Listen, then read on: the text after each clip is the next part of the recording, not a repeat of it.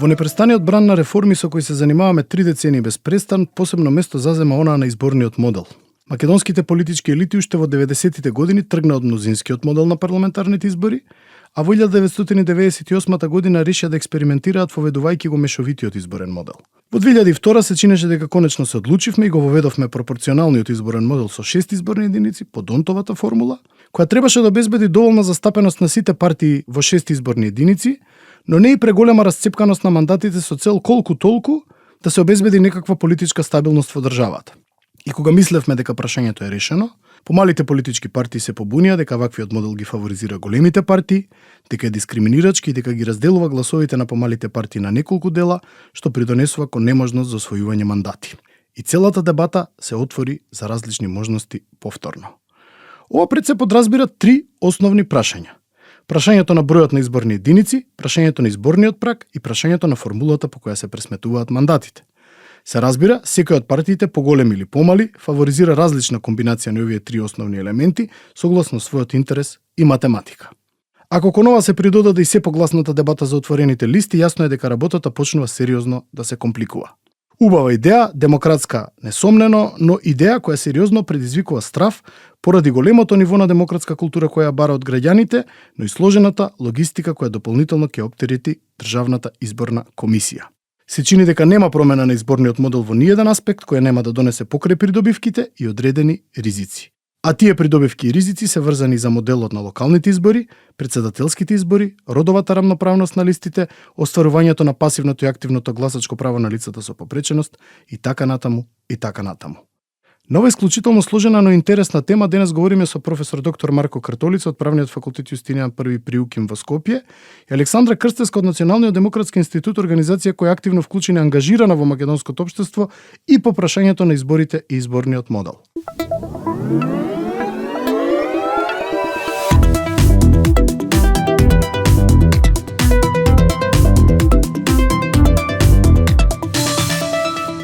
Марко, добре дојде во нашиот подкаст посветен на изборниот модел, односно изборниот систем.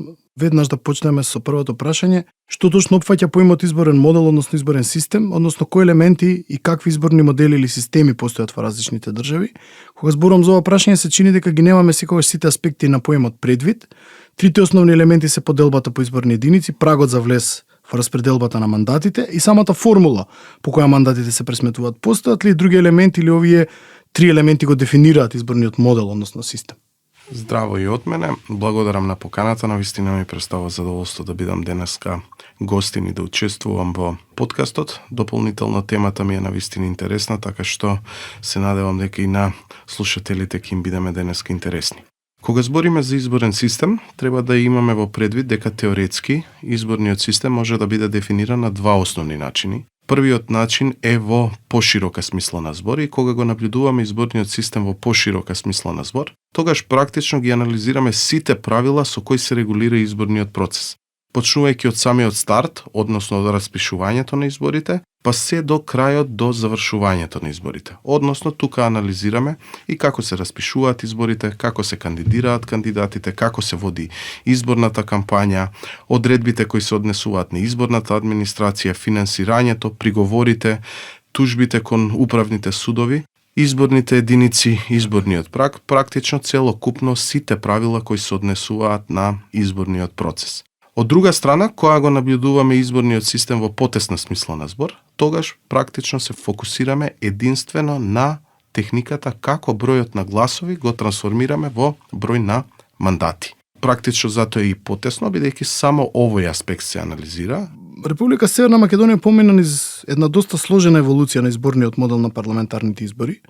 Од мнозински во 98 година премиравме на комбиниран, да го наречеме, каде 85 пратеници се бираа по мнозинскиот модел, 35 пропорционалниот модел, за во 2002 година потполно да преминеме на сегашниот пропорционален изборен модел со 6 изборни единици, природен праг и Донтова формула. Кои беа факторите кои влијаат токму вака да се развие изборниот модел кај нас? Ки почнам овдека со еден цитат од Сер Артур Луис, кој вели воведувањето на англо-американски систем на мнозински модел е најсигурен начин да се убие идејата за демократија во едно плурално општество. Ние токму вака тргнавме. Не знам која е мотивацијата, меѓутоа ние, иако станува збор за плурално општество, за првите парламентарни избори, вторите парламентарни избори тргнавме со мнозинскиот изборен модел.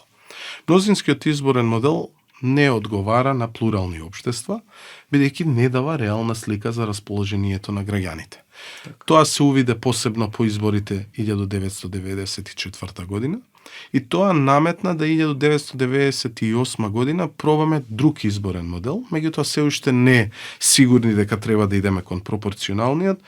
Веројатно политичките елити се одлучиле да пробат некој микс, паралелен изборен модел во кој ќе се вградат елементи и на мнозински и на пропорционален. Но доколку погледнеме, таквиот изборен модел повеќе е креиран да даде простор на мнозински изборен модел, бидејќи дури 85 пратеници од 120 биде бирани по мнозински изборен модел, а само 35 по пропорционален. И повторно сме се нашле во една состојба каде што резултатите биле прилично непропорционални и не одговарале на состојбата која нашето општество го барало.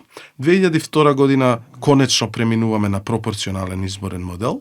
Веројатно созреала идејата дека вистинскиот изборен модел за нас е пропорционалниот.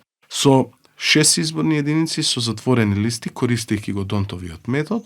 Од тогаш до денес го користиме овој изборен модел. Слушаме доста критики околу него, посебно околу отчетноста на пратениците и квалитетот на пратениците, меѓутоа овој изборен модел нуди определена стабилност и некако фати корен во нашиот политички систем и сега за сега останува неговото функционирање, веројатно одговара на потребата на нашето општество плурално да имаме пропорционален изборен модел. Сигурно. Така е креиран да дава определена стабилност. И треба да го земеме во предвид дека ваквото решение сепак доаѓа по 2001 по Охридскиот рамковен договор кој практично ја менува физиономијата на нашиот политички систем. Така. Добро, но што ќе се добие во нашиот контекст доколку се промени под еден бројот на изборни единици, по 2 изборниот праг и по 3 формулата по која се пресметуваат мандатите од Донтова во Сантлаг или Харе квота? И постои ли воопшто комбинација, ова е можеби најважниот дел од прашањето, постои ли комбинација од овие 3 фактори која би можеле да сметаме за најправична? Луѓето сакаат вакви поедноставени дебати во смисол да им се каже што би било најправично во нашиот систем, дали воопшто постои такво нешто? Така. Изборниот модел може да биде пропорционален, меѓутоа преку игра со овие 3 моменти, бројот на изборни единици, изборен праг и формулата, вие може да дојдете до ефекти на мнозински изборен модел. Так. Да кажеме, најпропорционален би бил изборниот модел кога државата би била поделена на што е можно помалку изборни единици, или би било перфектно за пропорционалноста, доколку целата држава биде една изборна единица. Што значи, вие ако направите пропорционален изборен модел, а при тоа поделите државата на многу изборни единици, ќе добиете на крајот ефекти на мнозински изборен модел, каде што ќе води моделот таков креиран, иако пропорционален, во насока на големи политички партии. Исто и со изборниот праг. Може да е пропорционален изборен модел, меѓутоа ако воспоставите висок изборен праг, практично малите политички партии нема да може да го преминат, нема да влезат во парламент, повторно добивате елементи на мнозински изборен модел. Доаѓаме до моментот на формула. Различните формули одат во корист на различни политички партии. Донтовиот метод оди во корист на големи политички партии. Сантлаг оди обично на средни по големина, додека Харе квотата, например, оди во корист на најмали политички партии. И доколку ги сврстите овие 3 комбинации, реално вие може да го моделирате изборниот модел така како што ви одговара. Да кажеме, ако одите со Донт, и со голем број на изборни единици, практично, иако е пропорционален изборен модел, повеќе шанси давате на големите политички партии. И обратно, ако одите со Харе, иако одите со помал број на изборни единици, или преферабилно една, така, ќе дојдете во состојба каде што максимално ќе имате пропорционалност и таквата максимална пропорционалност ќе оди во корист на мали политички партии. Малите партии кај нас во насока на ова што го говориме барат промена на изборниот модел, тие предпочитаат една изборна единица, мал изборен праг, како би ги зголемиле своите шанси за влез во собранието. Сепак се чини дека една изборна единица диктира изборен праг од 3% до 5%, а и природно наметнатиот се чини дека нема да биде нешто помал. Што точно ќе се добие ако се воведе една изборна единица и дали навистина малите партии ќе профитираат од ваков изборен модел? Дали предизборните коалиции се сепак попаметното сценарио за помалите партии?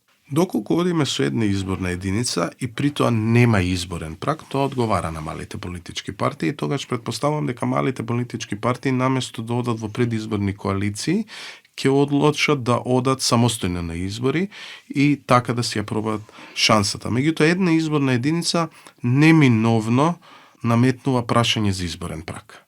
Во таа насока, клучно прашање е висина на изборен праг. Ние овде спомнавме 3 до 5%. Да. По мои истражувања, се што ќе биде над 2% изборен праг, дури и кога е една изборна единица, ќе биде полошо решение за малите политички партии, отколку моменталното решение што го имаме со 6 изборни единици. Го кажувам, извини што те прекинувам, го кажувам во перспектива на тоа дека во најновите дебати последнава година во врска со промената на изборниот модел се чини дека трите големи партии, изборам за ВМРО, СДСМ и ДУИ, би прифатиле една изборна единица, меѓутоа ништо под 3 до 5% изборен праг во таква ситуација не би прифатиле. Значи големите условуваат дека би се сложиле со една изборна единица, но само под услов да биде 3 до 5%, како што и самиот истакнато е прилично високо. Точно. Таков изборен праг уште повеќе нив ќе им одговара, бидејќи малите политички партии 5% па ќе биде практично невозможно да постигне. Да, тоа ќе биде веќе превисоко. А ако погледнете во теорија, 5% често се сретнува како изборен Апсолутно. праг. Значи, не е некое решение кое е во крајна непознато и во крајна нужда се користи. Напротив, често е како решение, дури имаме состојби каде што изборниот праг оди и над 5%. Што значи, во оваа насока, да, една изборна единица ќе биде во корист на малите политички партии, меѓутоа изборниот праг веројатно ќе определи дали една изборна единица ќе им оди во корист или не. И уште една работа, она што јас сум го правил како истражување, доаѓам до сознание дека една изборна единица, дури и без праг, со Д'Ондтов метод, помалку оди во корист на мали политички партии, отколку 6 изборни единици, ама со користење на харе квота. Так. Што значи, квотата по мене е многу по-релевантно прашање за малите политички партии, отколку бројот на изборни единици кај нас. Сосема за крај, во перспектива на се поголемата разочараност во демократијата и политиката на глобално ниво па и кај нас, соодветно на тој намалената излезност на сите видови избори, се постава едно прашање. Треба ли да се укине прагот од 40% излезност на председателските избори кај нас? Се чини дека излезноста ни кај нас ни во регионот, па ни пошироко во скоро време нема драматично да порасне. Така. Проблемот со излезноста е нешто што целата западна демократија ја плаши. Ако погледнеме во Обединетото кралство по Втората светска војна, излезноста била негдека околу 84%, за денес да зборуваме околу 67%. Така. Значи практично Значителен пат. 15 до 20% негдека сме ги изгубиле. Ваквите решенија, каде што ќе бараме определена излезност, не го лекуваат проблемот. По мене не се вистинското решение, затоа што прашање на време е кога таа цифра вие нема да може да ја постигнете и ќе влезете во институционална криза. Тоа е нешто што нас до година ќе ни се заканува сериозно при избор на председател, бидејќи евидентно е дека кај нас на изборите последни парламентарни 2020 и локални 2021 значително гледаме пат на излезноста, 10-15% во споредба со претходните избори. Така што по мене политичките елити час поскоро треба да пристапат кон отстранување на овој услов, за да превенираме ситуација каде што нема да може да се избереме председател. Идејата дека треба да има некој процент на излезност се брани со идејата дека председателот во оваа ситуација треба да поседува поширок легитимитет. Така е. Меѓутоа, нашето решение, ако веќе трагаме по легитимитет, за мене е логично дека би требало да бараме 50+1, да кажеме барем дека мнозинството партиципирало. Ваквото решение нити имаме состојба на 50+1, да кажеме дека мнозинството навистина учествувало на изборите, а од друга страна оставаме отворена врата да блокада ни се случи. Јас би рекол, ако веќе сакаме легитимитет, окей, нека биде 50+1. Јасно. Подготвени да го прифатиме ризикот дека нема да имаме избор на председател. Вакво некое средно решение нити го добиваме моментот на легитимитет, а остануваме со опасност дека блокадата ќе се случи, која 2024 за мене е многу реална. Така. И се заканува, како што и самиот кажа. Марко, благодарам на исцрпните одговори и ми беше драго да бидеш гостин во нашиот подкаст. И навистина и мене ми беше големо задоволство и многу драго да бидам. На ден така го снимаме подкастот на Марко, мој роден ден, среќен роден ден. Да, благодарам. Се надам дека пак ќе ни гостуваш. Да. Беше уникатен роден ден за мене да се биде гостин на подкаст и ми е задоволство кога имам можност вака да зборувам и дебатирам за теми. Александра, добре дојде во нашиот подкаст. Разговараме за изборниот модел и активностите на NDI. Една од најактивните организации кај нас, па и во регионот, која се фокусира на изборниот модел, редовно ги втурнува сите заинтересирани страни во дебата околу истиот, е Националниот демократски институт од Вашингтон, кој има своја канцеларија и кај нас. На што точно се фокусира NDI и кои активности ги превзема во однос на прашањата врзани за изборниот модел и изборите воопшто? Благодарам за поканата, Ненад, и задоволство ми е што имаме можност ние како НДИ да ги споделиме нашите согледувања во однос на оваа тема. Што се однесува на прашањето што конкретно НДИ во моментов работи во однос на изборниот модел, јас би се навратила малку поназад пред 2-3 години, поточно пред пандемијата, кога дел од помалите партии во собранието одлучија да поднесат иницијатива за воведување една изборна единица, односно промена на изборниот модел од 6 изборни единици во една изборна единица. Во тој момент видовме дека почна да се делат политичките партии по однос на тоа прашање, дали го поддржуваат тоа или не го поддржуваат. И на некој начин бевме заплашени од реакциите, дали се може да се случи на една ура да се смени изборниот модел без при тоа да се земат предвид сите стручни мислења кои што можат да постојат на оваа тема, односно и без да се направи некој одредено истражување на таа тема. Па така ние решивме малку по-детално да истражиме таа тема, односно што промената на изборниот модел би значела за нашата држава. Сакав токму за таа публикација да прашам, значи NDI издаде неодамна, да речам, публикацијата Изборниот систем на Република Северна Македонија, како да се обезбеди рамноправна и фер застапеност во собранието. Накратко, како да се обезбеди, што се заклучоците?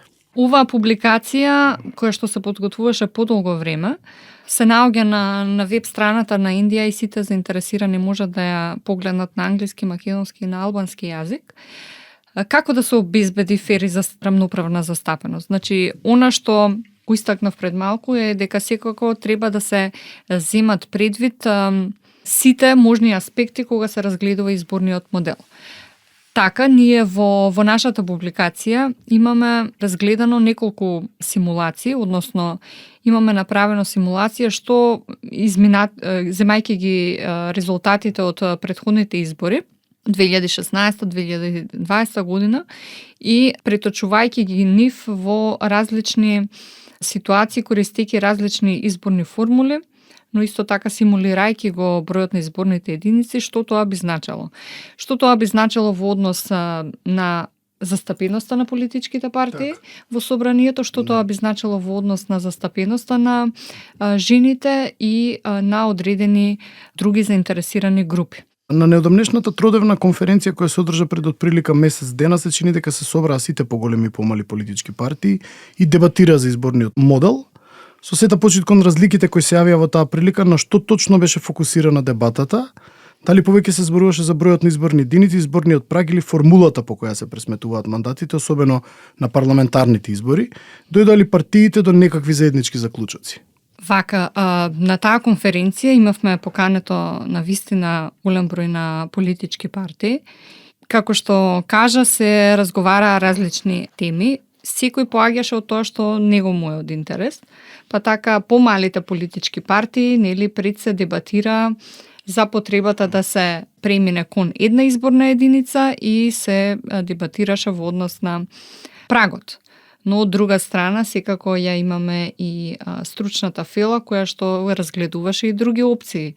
Сега од една страна ги имаме малите партии кои што стриктно бараат една изборна единица, при тоа не земајќи ги предвид сите можни слабости кои што можат да се појават при тоа или недостатоци, додека од другата страна имаме истражувања, имаме стручни експерти кои што можат да дадат поширока лепеза на опции кои што би требало да ги прифатиме. Да, таа тродневна конференција вроди со плод. Донесовме заеднички заклучоци од страна на партиите кои што ги објавивме по завршувањето на таа конференција на 16 март и можеме да кажеме дека она кон што се согласни политичките партии е пред се да се донесат во собранието сите технички препораки кои што се наоѓаат во извештајот на ОПСЕ и ОДИХР, односно сите се согласни во однос на тоа. Сите се согласни дека дискусијата во однос на подобрување на изборниот модел треба да продолжи. Тука особено ќе се истакне застапеноста на мажите и жените 50-50, да се разгледа вклучувањето, гласањето на диаспората и секако сите се согласни дека треба на државните институции да им се зголемат капацитетите, пред се тоа значи нели финансиски ресурси за зголемување и подобрување на капацитетите, но секако и техничка поддршка на Државната изборна комисија, на Државната комисија. Тоа се аспекти што ни бегаат малку од предвид. Така да. И сосема за крај, какви дни активности ќе преземе NDI со цел дебатата за изборниот модел да не застане повторно? Што е следно? Така, значи она што нас ние во план и еве во мај нешто што го планираме, не се однесува конкретно на изборниот модел, но се однесува на климата за избори. Па така што носиме експерти кои што соработуваат тесно со компанијата Мета, односно водечките Facebook и Instagram, каде што ќе ги собереме по нашите политички партии и ќе ги информираме за можностите кои што можат да ги добијат од компанијата Мета во однос на уредување на интернет просторот на социјалните медиуми, односно пред се да се регулира што значи говор на омраза, нели во однос особено насилството врз жените во политика, спонзорирани огласи, извор на плаќање на тие спонзорирани огласи, уредување, можеби тука ќе дојдеме можеби и до точката за уредување на порталите и останатиот интернет простор, ќе видиме што се ќе произлезе од таа дискусија која што ја планираме во мај. Но исто така нешто што ние во план е исто така да го разгледаме и финансискиот аспект во однос на вклучувањето на другите групи во општеството, така што ќе разгледуваме дали постојат финансиски поттици за зголемено учество на жените во политика и како тоа некој го има направено во другите држави. Например, знаеме дека има ограничен број држави во светот, например, каде што има загарантирано место за лица со попреченост. Така што ќе ги разгледуваме овие аспекти и ќе работиме на такво истражување во моментов, а еве денеска добивме информација дека има некое поместување во однос на заклучоците кои што ги донесовме на нашата последна конференција, тоа е дека веќе Министерството за правда работи на пречистен текст на изборниот законник кој што се очекува по великденските и рамазанските празници да биде донесен во собранието, да помине на законодавна правна комисија и тоа да послужи како основа за работа на работната група во склоп на Министерството за правда, каде што секако NDI ќе продолжи да ја поддржува таа работна група и понатаму. Многу успех во понатамошните активности и ти благодарам за гостувањето. Благодарам, Ненад, беше задоволство. Повеќе од јасно е дека изборниот модел е фундаментално демократско прашање. Неговата функционалност и моќ фери реално да ги отслика гласовите на електоратот е секогаш во правец на што поголема представеност на различните општествени слоеви и групи. Сепак, преголемата расцепканост на мандатите, особено на парламентарните избори, може да биде вовет во политичка нестабилност и неможност за формирање влада на подолг рок. Сценарио кој го сведочивме во барем една соседна неколку европски земји во последната деценија. Токму затоа потрагата по вистинската мерка на нештата е тешка и макотрпна. Но како и да заврши оваа потрага, едно не смее да се изгуби од вид. Изборниот модел ниту е виновен, ниту може да ги реши предизборната корупција, нечесните кампањи, мегаломанските ветувања, бугарските возови, групното и семејно гласање, подкупот на гласачите, а најмалку може да го реши погрешниот избор. Изборниот модел може да ни помогне покоректно и почесно да ги распределиме мандатите. Тој за жал не е решение за тоа како се однесуваат носителите на истите. За такво нешто лекот ќе го бараме во некој од следните подкасти. Дотогаш, поздрав и гласајте паметно и по правила.